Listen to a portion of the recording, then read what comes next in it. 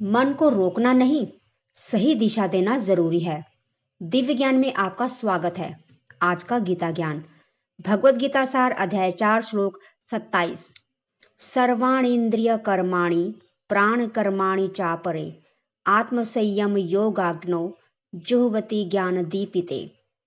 अर्थ: कुछ योगी अपनी सभी इंद्रियों के कर्म और प्राणों की क्रियाओं को ज्ञान से प्रकाशित आत्म संयम रूपी अग्नि में अर्पित कर देते हैं। इस श्लोक में भगवान श्री कृष्ण बताते हैं कि इंद्रियों और मन को नियंत्रित करने का सबसे बड़ा साधन ज्ञान है। योगी लोग अपने मन और इंद्रियों को केवल दबाते नहीं हैं, बल्कि ज्ञान के प्रकाश से उन्हें सही दिशा देते हैं। जब मन में कोई बुरा विचार आता है, तब वही ज्ञान उन्हें याद दिलाता है कि जीवन का लक्ष्य केवल इच्छाओं के पीछे भागना नहीं, बल्कि उससे कहीं ऊंचा है। हर काम के दो पहलू होते हैं, एक सही रास्ता और एक गलत रास्ता। और उस समय भीतर से एक आवाज आती है, क्या सही है, क्या गलत? वही तो ज्ञान है। ज्ञान ही हमें सही निर्णय लेने की प्रेरणा देता है। ज्ञान ही मन को भटकने से रोकता है और ज्ञान ही आत्म संयम की अग्नि को प्रज्वलित करता है।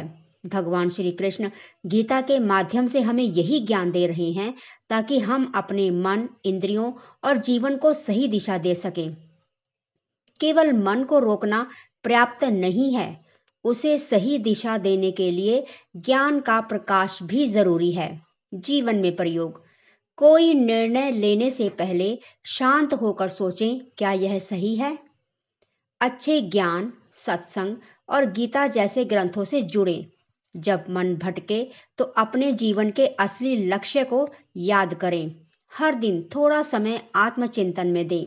संक्षिप्त सार: ज्ञान ही वह प्रकाश है, ज्ञान ही मन का असली नियंत्रण है, जो मन और इंद्रियों को सही दिशा देता है।